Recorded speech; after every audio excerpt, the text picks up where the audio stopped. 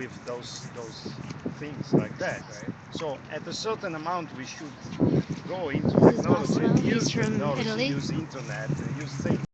But what is, let's say, the divide between what we are really need and what is a surplus, something that is on top of that, and we simply use our work in order to buy things, new things. This is has just 2 years, but is already old, according to what they say. It's already old, so you should buy a new one, and then another computer, and then another thing like that. And so, are we working just for buying new things that they produce, or some of those things are useful for us? There should be, let's say, uh, a way of judgment about that. When I was very young, I began my political activity as an anarcho-Luddist. Luddism was a movement that was thinking about abolishing all the technology. But you can do that, but how much should we be Luddist, and how much we should be into the technology? Uh, I don't have an answer on that. I would like someone to comment on that, especially in this nation that is on the top of technology, I should say. Um, I was wanting to ask this earlier of the panel, but I had to grab something. The other panel, I had to grab something to eat and stuff. But my concern with all of this is that, as we see with Occupy, we have anarchists, we have socialists, we have communists.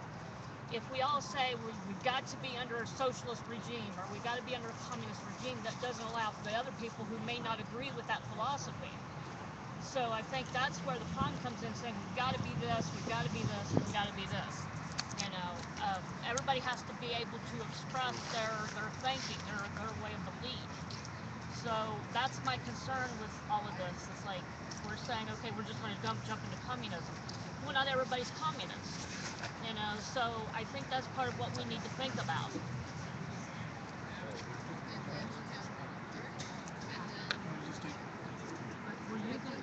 You have more to say in the presentation. Yeah, yeah. I mean, we can get into some questions. I mean, I think our discussion right now is going Okay. Yeah, I wanted to pretty well. lean to some of the sister that when I mentioned way far off into the future, I know you're careful. Yeah, it, first you have to consider that our minds, all of us, including us here who are intelligent people, the class, let's face it, okay? I mean, we're political activists and stuff. If we were something that had communism tomorrow or next month or something like that, we wouldn't know what to do. It'd be total chaos. Even if there was a party organizing us, a lot of us don't want one party organizing us. That would be a problem. Number two, you mentioned also, which I would agree with you, the reasons why some people say, I call myself sometimes, I'm kind of, I call myself an eco-social sometimes. Sometimes I call myself anarcho-socialist, anarcho-communist. I just call myself all this stuff because I want to learn from all these traditions and adapt and learn from all these traditions. Mostly I call myself eco-socialist because eco-socialism seems to have a lot of anarchism a little bit in there, as well as living in harmony with the planet, because we can't survive. Another thing I want to bring up is this. We are in so much danger now because of climate change that a lot of people on the socialist left and the communist left or anarchists don't even talk about it much because it's so scary. And so they kind of block it out. What are we going to do about this? We only have a few years left before it's maybe too late. And capitalism is the thing that's the instrument that's destroying our planet. Now, what is to be done, as Lyndon said? So we go here and here. Can we also just close the stack? Yeah, sure. Okay, so we'll close stack with him and then I guess I have four quick points. One, like in terms of the ethics under capitalism, is that there is a particular logic and ethic to capitalism, in which that in like for example, like it's considered moral to pay somebody more because of because they have a degree from one school rather than another, or I mean the variety of different ways in which capitalist ethics you know manifests itself.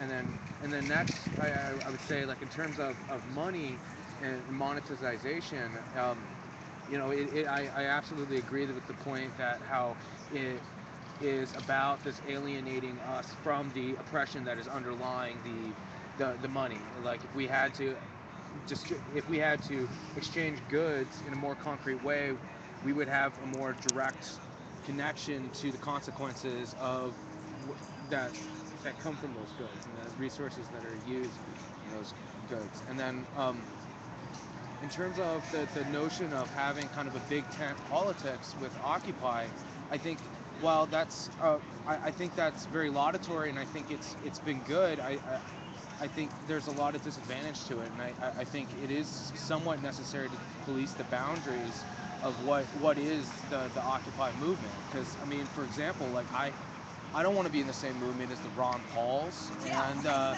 Zeitgeist and those type of people, and they have absolutely different interests. And when it gets down in the nitty gritty, they're gonna go a very different way. And I think those in the radical left, we could find a lot of consensus and coalitions between us, but I think we still need to, at least to some extent, police our boundaries.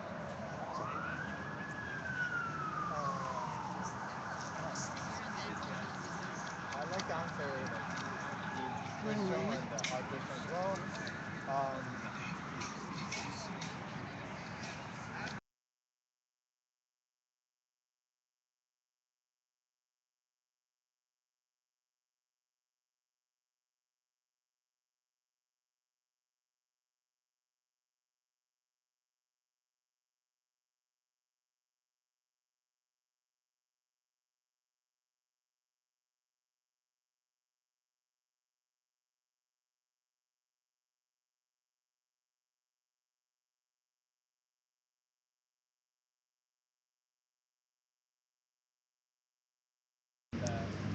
According to Chris Hands, what we're trying to do here. I'll be back.